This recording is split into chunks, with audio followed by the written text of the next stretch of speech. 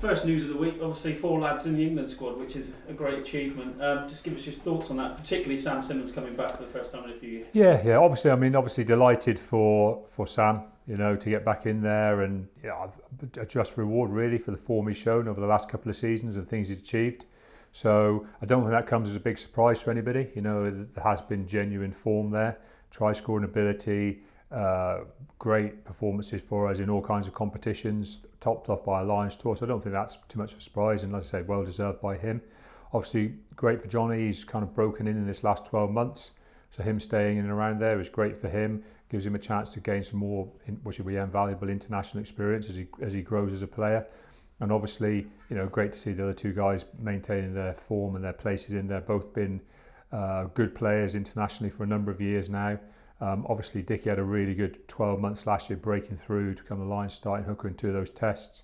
So again, no surprise there, and you can probably see his influence growing within the England camp. And the same with Henry. I know he's becoming like a senior England player now, which is great for him and great for us. You have regular dialogue with Eddie, so you've known why Sam Simmonds hasn't been picked. You also know now why certain others, people will say, why is Knowlesy not in there, Harry Williams, people like that. But they've got a chance if they play well.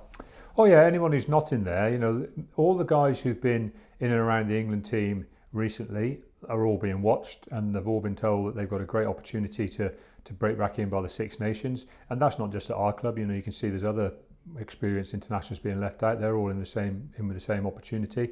And obviously, what my key thing I want to push is young players breaking through. They've also got the opportunity to play well and be successful, and that'll lead to internationals. It's a big thing for us to keep remembering. We can be successful together and successful for each other and individually by playing well, training well, and getting some good results, which I'd like to see start happening. I was going to say, to get results, you have to play well. Chance to put the record right after last weekend. It wasn't all that bad, was it, at Leicester? No, it was a funny game. It wouldn't have taken a lot for that result to get flipped. And I know people might go, but when you actually break it down, possession-wise, territory-wise, opportunities-wise, there was some moments that really flipped the game. Just before half-time, we're pressing. We probably feel we scored a try. There seems to be a long debate onto why it can't be awarded as a try, and then we mess up a tap penalty. Eventually, it gets turned over, and then 30 seconds later, they're scoring at the other end on a relatively soft play from us. We still should have defended it. I'm not making any excuses there. And all of a sudden, you've got a 14-point swing just before half-time, and we score first after half-time. The game's back in the melting pot, and then we just can't see it through. And the game was a tale of lots and lots of little mistakes, lots and lots of little things. And that's the key for us this week. The key thing is we focus very much on our basics, and that's not us saying we're trying to be kind of unambitious, but ambition comes off a baseline, and we've just got to get our baseline correct. And our baseline and our foundations just wasn't strong enough last week to allow us to push on. If we improve our foundations and on that baseline performance, that won't only just make us tougher to beat, it will create a lot more opportunities for us, and that's the key for us. What can we expect from Northampton? I think a team that enjoy playing rugby. I think they started to enjoy their rugby and be enthusiastic about things. They ended last season. They laid a real challenge out to us late in the season. We went points behind and had to fight really hard to come back. We did that. So there's no reason why a similar thing can't happen between last week and this week. It's very much in our hands to decide to flip that performance level. And that's kind of what I'm going to just say to the lads. Come on, it's in our hands to flip the way we're allowing the game to go. We did need some game time. We did take the choice of only having one pre-season game. I'm expecting that to pay dividends down the line. But it may not pay off early on. Well, we saw that, a little bit of rustiness, a little bit of lack of prep time.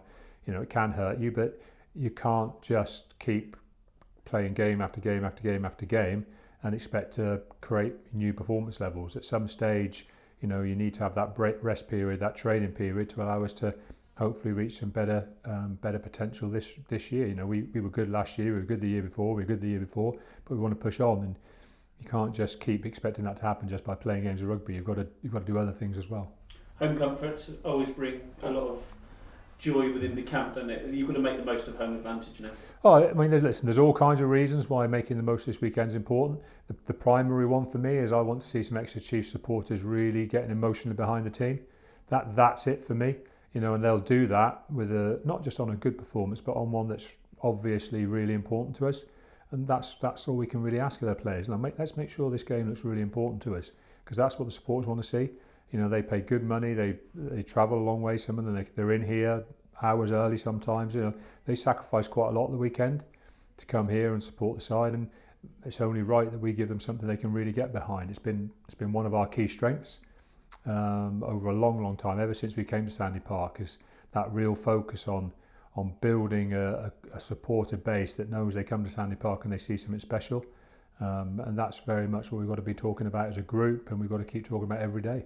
Due to unavailabilities, injuries, whatever, you said people will get their chance. People are stepping up. Russ, Josh, Jack Inard, people like that are having their opportunity, and it seems as though they're taking it. Yeah, definitely. I mean, it always feels strange. You new players break in and you wonder how they're going to go. And to be fair to you, the players that I'm the most worried about aren't the young players. It isn't the young players who are coming in and just enjoying themselves and going for it and thinking it's brilliant. They're actually playing pretty close to their potential at the minute, and the game time will improve them, and the work we can do with them will improve them.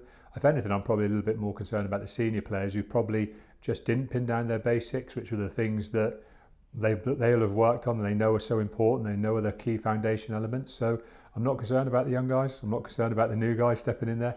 I'm concerned about the overall team and how we build a team performance that we can be proud of. You've seen your Lions come back into camp properly this week. It won't be too long, hopefully, before we see them. But how are they shaping back into life at the Chiefs again? Yeah, no, they're training hard. They're joining in. They're not just joining in just with our training, because they're kind of in pre-season weeks as well, with a bigger loading, more weight training, etc. Because obviously they haven't got games at the weekends, but they are joining in with a bit of the rugby. They're in and about now. They're getting close to being ready to go. They can all play in round 4, which will be the Worcester home game. So we won't see them before then, but we'll see them then. They'll be raring to go. And let's see what they can bring. It's going to be nice, because we're going to see an improving strength of squad, and hopefully they'll be dropping into a team that's gained some valuable experience on a wider base as well, and that will hold us in really good stead as we move through the season, as those guys come and go with international duty as well.